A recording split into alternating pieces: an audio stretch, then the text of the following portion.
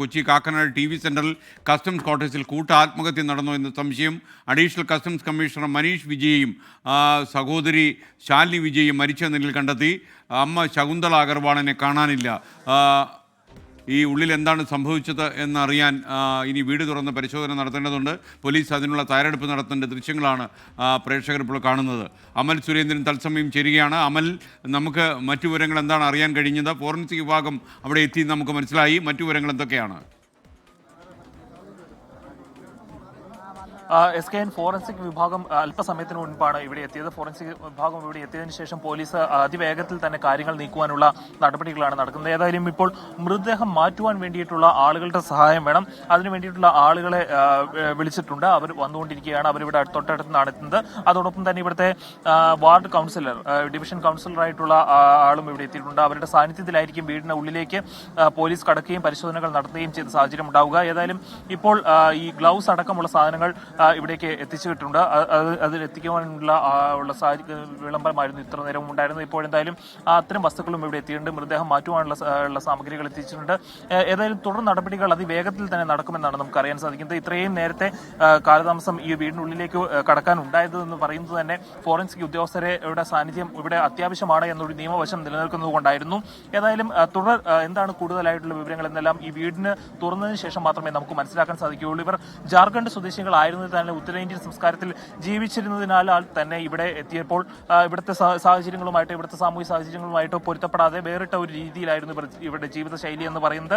ഈ വീടിനുള്ളിൽ തന്നെ കഴിയുന്ന ഒരു സാഹചര്യമാണ് ഉണ്ടായിരുന്നത്. ഏതായാലും പെങ്ങളും അമ്മയും, പെങ്ങൾ ശാലിനിയും അമ്മ ശകുന്തള അഗർവാളും ഇവിടെ എത്തിയിട്ട് ഏകദേശം 4 മാസത്തോളം മാത്രമേ ആകുന്നുള്ളൂ. 1.5 വർഷമായി ഇവിടെ മനീഷ് എന്ന് പറയുന്ന ഉന്നത ഉദ്യോഗസ്ഥൻ, കസ്റ്റംസിൽ GST വിഭാഗത്തിലെ കസ്റ്റംസ് ഉദ്യോഗസ്ഥൻ ഇവിടെ താമസമാക്കിയിട്ട്. ഏതായാലും അദ്ദേഹത്തിന്റെ മരണം ഇവിടെ ഉണ്ടായത് ഇത്ര താമസിച്ച് തന്നെ ഈ നാട്ടുകാർ അറിയാൻ തന്നെ കാരണം എന്ന് വെച്ചാൽ ഇവർക്കുമായിട്ട് യാതൊരു തരത്തിലുള്ള സഹകരണവും ഇല്ലാതിരുന്ന ഒരു കുടുംബമായിരുന്നു ഇവർ.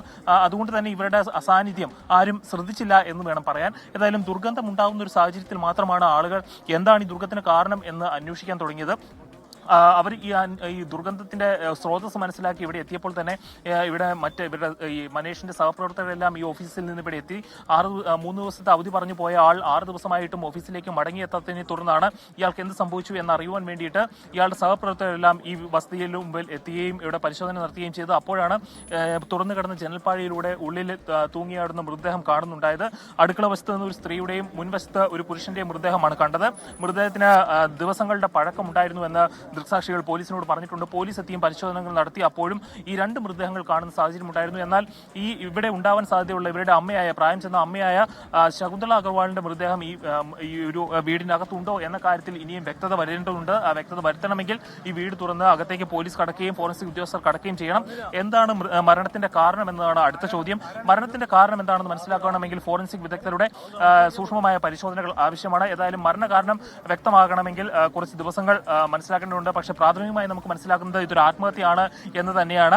ഇതൊരു ആത്മഹത്യ തന്നെയാണ് എന്ന നിലവിലാണ് പ്രാഥമികമായിട്ടുള്ള നിരീക്ഷണങ്ങളെല്ലാം പുറത്തു വരുന്നത്. അങ്ങനെ ഒരു സാധ്യത മാത്രമാണ് ഇപ്പോൾ പോലീസിന്റെ മുന്നിലുള്ളത്. മറ്റേതെങ്കിലും തരത്തിലുള്ള ദുരൂഹതകളെക്കുറിച്ചോ കോൺസ്പിറസി തിയറികളെക്കുറിച്ചോ ഉള്ള സാധ്യതകളൊന്നും പോലീസ് ഇപ്പോൾ കടക്കുന്നില്ല. എന്താണ് സംഭവിച്ചത് എന്നതിനെക്കുറിച്ചുള്ള പ്രാഥമികമായ വിലയിരുത്തൽ മാത്രമാണ് പോലീസിനും നാട്ടുകാർക്കും മാധ്യമങ്ങൾക്കും ഇപ്പോഴുള്ളത്. കൂടുതൽ വിവരങ്ങൾ മനസ്സിലാക്കണമെങ്കിൽ ഈ വീട് തുറന്ന് അകത്തേക്ക് പ്രവേശിക്കേണ്ടതുണ്ട്. ഏതായാലും അതിന് സജ്ജമായിരിക്കുകയാണ് പോലീസ്. ഇപ്പോൾ വീട് തുറക്കാൻ പോവുകയാണ് എന്നാണ് നമുക്ക് മനസ്സിലാക്കുന്നത്. ഇത്രയും നേരം വീടിന് ചുറ്റുമുണ്ടായിരുന്ന പോലീസിന്റെ സീല് പൊട്ടിച്ചു മാറ്റി ഫോറൻസിക് ഉദ്യോഗസ്ഥരും പോലീസ് ഉദ്യോഗസ്ഥരും വീടിന്റെ മുൻവശത്തേക്ക് ചെന്ന് വാതിൽ തുറക്കുന്ന എന്ന ചിത്രങ്ങളാണ് നമ്മളിപ്പോൾ കണ്ടുകൊണ്ടിരിക്കുന്നത്. ഏതായാലും കുറച്ച് മണിക്കൂറുകൾക്കുള്ളിൽ തന്നെ കാര്യങ്ങൾ കുറെ കൂടി വ്യക്തതയോടുകൂടി പുറത്തു വരുന്നതാണ്. എന്താണ് സംഭവിച്ചത് ഈ ഉത്തരേന്ത്യൻ കുടുംബത്തിന് കാക്കനാട് പോലെ ഇത്രയധികം ജനവാസ മേഖലയിൽ ഇങ്ങനെയൊരു അത്യാഹിതം സംഭവിച്ചതിന്റെ കാരണം എന്താണ്? ആത്മഹത്യ തന്നെയാണോ, അല്ലെങ്കിൽ മരണത്തിൽ ഏതെങ്കിലും തരത്തിലുള്ള ദുരൂഹതയുണ്ടോ എന്ന കാര്യങ്ങളിലെ കുറിച്ചെല്ലാം കൂടുതൽ വിലയിരുത്തൽ വരണമെങ്കിൽ കുറച്ചുകൂടി കാത്തിരിക്കേണ്ടതുണ്ട്. SKN.